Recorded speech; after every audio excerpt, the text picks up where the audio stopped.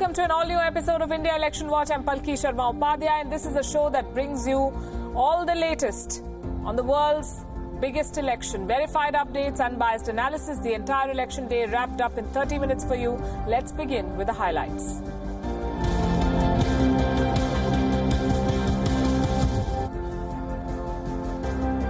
The final lap has begun. 2 phases of polling are still left. All parties have begun their final push. Intensive, aggressive campaigning is underway, especially in the Hindi heartland.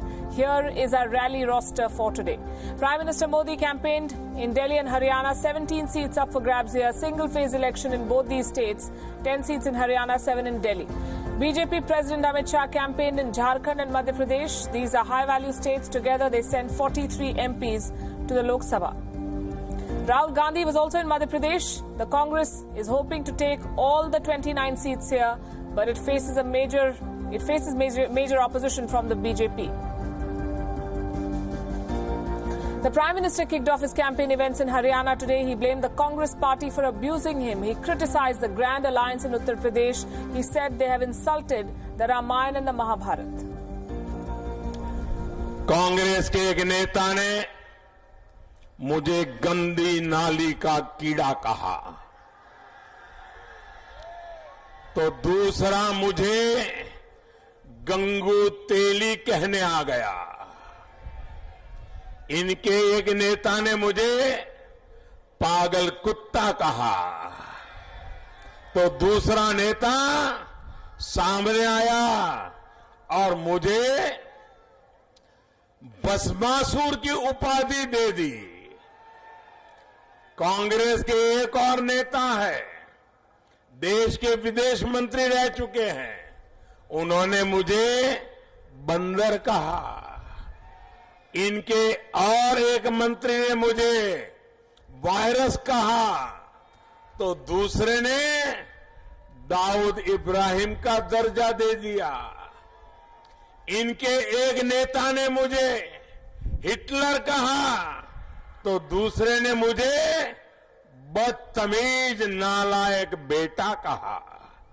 इतना ही नहीं, मुझे rabies बीमारी से पीड़ित बंदर बोला गया, चूहा बोला गया, लहू पुरुष बोला गया, असत्य का सौदागर बोला गया।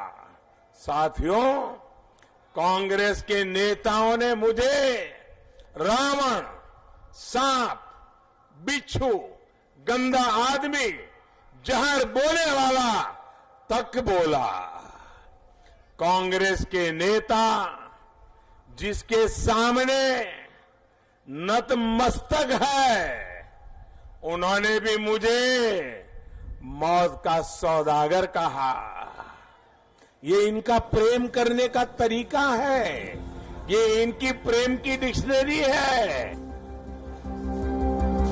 The Prime Minister is holding another mega rally in Delhi, but in another corner of the national capital, Priyanka Gandhi Vadra was leading the Congress campaign. The Congress General Secretary did a roadshow with all the 7 candidates of her party in Delhi. Priyanka Gandhi Vadra and the Prime Minister have been at loggerheads recently. She has hit out at Modi for his comments against Rajiv Gandhi, her father. She has called Modi arrogant, and now she has given him an open challenge. एक दिल्ली की लड़की आपको खुली चुनौती दे रही है, खुली चुनौती दे रही है। एक दिल्ली की लड़की चुनाव के आखिरी 2 जंग नोटबंदी पर लड़िए, जीएसटी पर लड़िए, महिलाओं की सुरक्षा पर लड़िए और उन वादों पर लड़िए जिन्होंने आपने पूरे देश के नौजवानों को आपने जब झूठे वादे किए और जो धोखा दिया, उन पर लड़िए। It's been a long campaign spread across 2 months, and as it winds down, parties are making the final push to win votes. India's political diversity is unparalleled. There are thousands of parties in India of various shapes and interests. But there are 2 star campaigners who emerged in this election: Prime Minister Narendra Modi for the BJP and the NDA, and Rahul Gandhi for the Congress. They have topped the charts in terms of the number of rallies addressed. The Model Code of Conduct, remember, came into effect on the 11th of March last month. And since then, Modi has addressed 110 rallies and roadshows. Rahul Gandhi has addressed 103. Now, the last weeks tell you the calculations of the parties and their priorities. The BJP is certainly betting big on West Bengal. How do we know that? Prime Minister Modi will address 6 rallies in the state between now and the 19th of May, the last phase of election. The last 2 phases, 6th and 7th, in Bengal will cover 17 seats. Clearly, the Prime Minister wants to make the most of this 10-day window, 10 odd days between now and the 19th.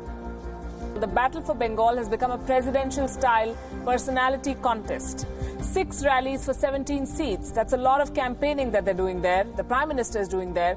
The 2 other states in focus are Bihar and Uttar Pradesh. 27 seats left in Uttar Pradesh in the last 2 phases. The Prime Minister has planned 8 rallies in UP. In Bihar, there are 16 seats still up for grabs. The Prime Minister will address 4 rallies. The priorities, you see, are clear. The BJP wants to do well in Bengal to offset the potential losses in the heartland. And this strategy has sound reasoning. The BJP's key adversary, West Bengal Chief Minister Mamata Banerjee, realizes the seriousness of the contest, which explains the slanging matches we've seen between her and the Prime Minister. हमारे पश्चिम बंगाल की speed breaker दीदी, ये speed breaker दीदी ने इस चक्रवात पर भी राजनीति करने की भरपूर कोशिश की है। আমি ইলেকশনের সময় আপনার সাথে ব্যাস শেয়ার করব না, এটা মাথায় দিয়ে রাখুন।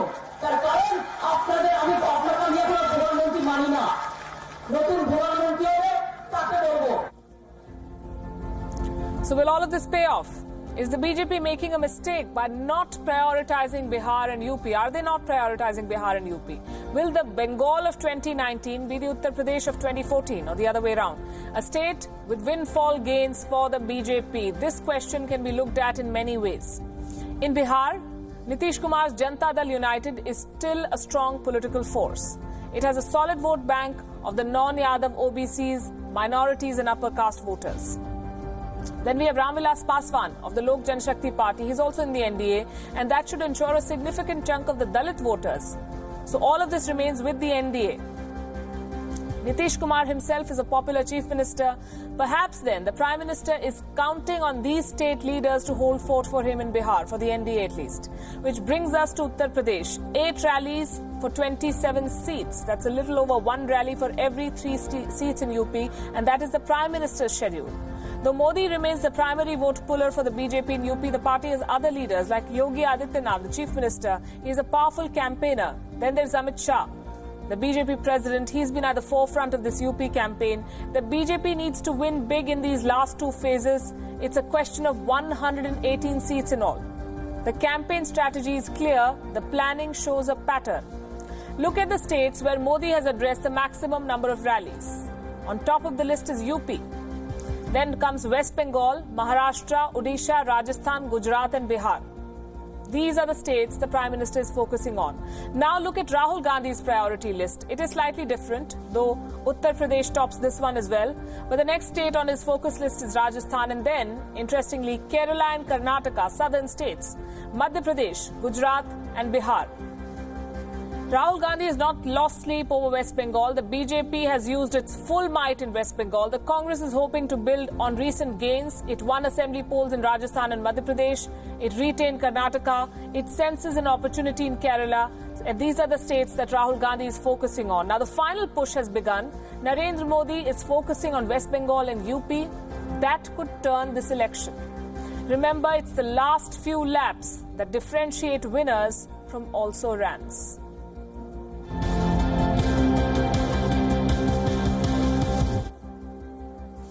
On Know Your Candidate tonight, we focus on Jyotiraditya Scindia, the Congress candidate from Guna in Madhya Pradesh. Scindia is 48 years old. He's a 4-time member of parliament, a graduate. He has 75% attendance as a parliamentarian. He has taken part in 48 debates, asked 856 questions, way above the national average of 293. And he has moved 1 private member bill. Mr. Scindia is also in charge of the Congress in Western Uttar Pradesh. He has been a member of the Standing Committee on Finance since 2014. He was first elected to the Lok Sabha in 2002, then again in all the elections which followed. In 2008, he was made Minister of State for Communications and Information Technology. In 2009, he was made Union Minister of State for Commerce and Industry. And in 2012, Jyotiraditya Scindia was the Minister of State for Power with Independent Charge. In the recent assembly elections in Madhya Pradesh, Scindia was a chief ministerial hopeful. His party, the Congress party, won, but he was denied the post. Instead, Kamal Nath, 9-time Lok Sabha member from Chhindwara in Madhya Pradesh, was made chief minister. Scindia was offered the post of deputy CM. He declined it. He belongs to the erstwhile princely dynasty of Gwalior. With assets worth more than 374 crore rupees, Jyotiraditya Scindia is the richest candidate contesting in this phase, the 6th phase. He owns several properties, including the palace that he inherited. He is the last scion of the Scindia family of Marathas, which ruled the Gwalior state in pre-independent central India. His grandmother, Rajmata Vijayaraje Scindia, was one of the founding members of the Janasangh. His father, Madhavrao Scindia, however, joined the Congress. He was a prominent leader of the party. The BJP has promised to give Scindia a tough fight in his bastion of Guna. It's a constituency represented by his family for 52 years now. The BJP has fielded Scindia's own representative and turncoat, KP Yadav. Guna, as we said, votes on the 12th of May.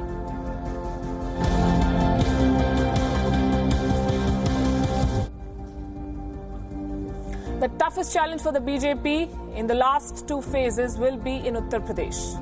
On frequently asked questions, today we discuss, can the BJP beat the Mahagathbandhan or the Gathbandhan? This is a very topical question.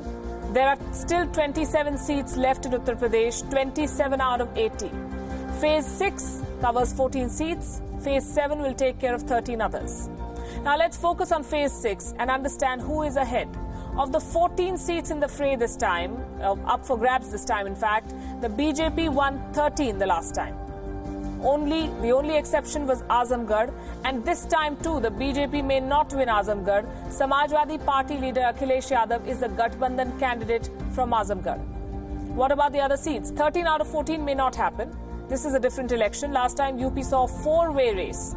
We had the BJP, the Congress, the Samajwadi Party and the BSP. They all contested separately. This time there is an alliance and a new political formula that was tested successfully in the 2018 by-election.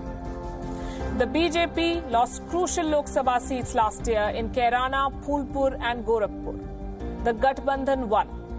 Now there is no doubt that the BJP is a strong political force in the state. They beat expectations in the 2014 Lok Sabha election. They registered their best performance ever in UP in the 2017 Assembly election. So were the by-polls just a blip? Look at the numbers for the answer. On one side, we have the vote share of the BJP in 2014. On the other side, the combined votes that were polled by the BSP and the Samajwadi Party. This will give you a fair idea of why this is a critical phase. In every seat, the combined votes of the SP and the BSP are significantly higher than the votes polled by the BJP. In each of these 14 seats, except for 2, Pratapgarh and Phulpur. And this was the height of the Modi wave. We are talking about 2014. This time, the Gathbandhan can gain from anti-incumbency, however much there is. They won the by-polls last year. This election will be a close one. There are several high-profile battles as well in this phase. As I said, Akhilesh Yadav contesting from Azamgarh. Mulayam Singh Yadav won that seat in 2014. Akhilesh is facing popular Bhojpuri actor Dinesh Lal Yadav, but he remains the hot favourite. Menaka Gandhi has a tough battle on her seat, Sultanpur. Menaka and son Varun Gandhi have exchanged their seats. She is facing Dr. Sanjay Singh of the Congress and Chandrabhadra Singh of the Gathbandhan. This one is hard to predict. Meanwhile, several candidates have switched sides. For example, the BJP sitting MP from Allahabad, Shyam Charan Gupta, is now contesting on the Samajwadi Party ticket in Banda. Ram Charitra Nishad, BJP MP from Machli Shahar, is now campaigning for the Gathbandhan. This is a tight phase. The Prime Minister can minimize the BJP's losses with a few campaign rallies, but they must sharpen their attack. they have to take on the Gathbandhan like they're doing with the Trinamool Congress and their party chief Mamata Banerjee in West Bengal. A three-way polarization in Uttar Pradesh helps the BJP. But right now, right before the election day, a bipolar contest will help them more. It will help the BJP get all the anti-Gathbandhan votes. As for the Gathbandhan, they cannot rest easy. Mayawati is fighting for her political relevance in this election. There are doubts about how successful the alliance will be. Politics, remember, is not a zero-sum game. The Kairana model may or may not deliver this time. It all depends on the transferability of votes between the Samajwadi Party and the Bahujan Samaj Party. It is one thing to hail alliance arithmetic. It's quite another to understand alliances. Coalitions, remember, happen in many forms. Consider the example of the DMK-Congress coalition. Their vote banks are inter-transferable. Because the Congress is not a big enough party in Tamil Nadu and its vote bank will choose the DMK, which is opposed to the BJP, there are no major contradictions between the two parties, the Congress and the DMK, on major issues. So they can pull the same votes. That's not the case between the SP and the BSP. Their coalition is an uneasy truce. They have been the major players and arch rivals in elections until the BJP beat them both. This alliance is an alliance of political convenience. The leaders may have buried the hatchet. What about the workers and the voters? For the better part of the last 3 decades, the traditional voters of the BSP have opposed the Samajwadi Party and vice versa. Even the constituency-level, district-level leaders have been arch rivals. This coalition may not last beyond this election. Come 2022, the SP and the BSP will most likely be fighting each other in the assembly polls. And that is why the core voter of both these parties may decide to choose the BJP or the Congress over the coalition candidate. That is one calculation. In a nutshell, what worked last year may not work this year. It may be a flop, the Kairana model. Bipolls are not Lok Sabha elections. Having said that, the BJP faces a strong coalition and they face anti-incumbency. The Gathbandhan test in Uttar Pradesh will make or break the BJP in 2019.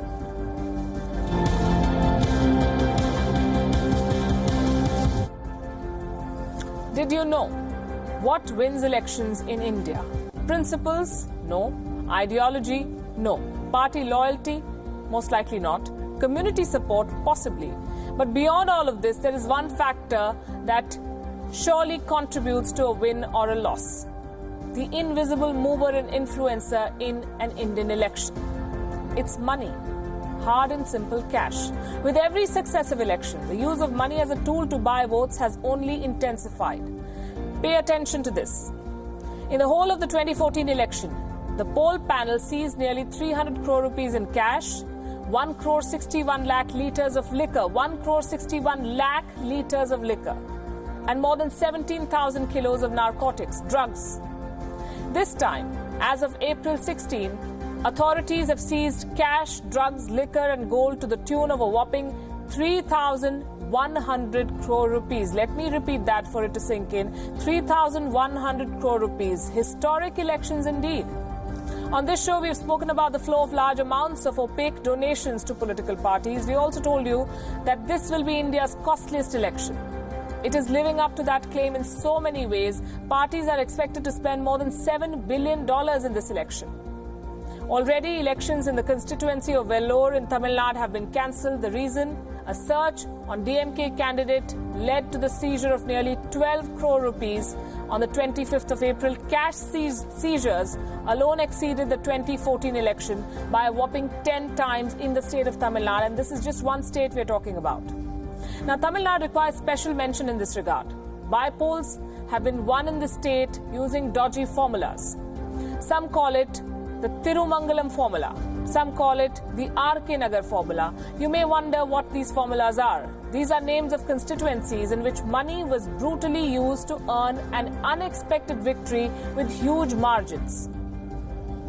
Every major party in the state bribes voters to win votes, and they do so openly. It's not only Tamil Nadu though. Every state in India has its own share and style of bribing voters. Their target audience, the poor person living on the fringe. Any money is good money for a person below the poverty line, and lure them with liquor too. Ahead of elections, you have a chance to earn an unlikely vote. As India's politicians keep smashing records with their utter disregard for fair democracy, what does the Election Commission do? Precious little. Cancel a poll or two, delay an issue by a day or two, seek the apex court's opinion. Why do they do this? Because the Election Commission does not have the powers to act on its own on several complaints. They're a very important body, but a body with limited powers. Besides, think about the morale of an organization like the Election Commission, which will then see the same candidates who are accused of gaming the system becoming representatives of the people and giving them orders. India's democracy has several threats: religion, caste, agenda, ideological dogma, faith. All these come in the way of rationalism and democracy and freedom of choice. But the biggest threat is money. It allows elections to be decided on money. We allow such politicians to then be the people's representatives. We wave a goodbye to the functional democracy in some ways. It's time the poll panel is empowered to act on those who are bribing voters. Strict laws are needed. More important than the laws are timely action. It has been an issue that has been plaguing our democracy since the 1960s. Several election commissioners in India, including the likes of T.N. Session, have written about this. Perhaps it's time to act now. We're leaving you with that food for thought, and we're wrapping up this edition of India Election Watch. You can keep your feedback coming in. Tweet us with the hashtag India Election Watch. We'll see you again tomorrow, same time. Thanks for watching.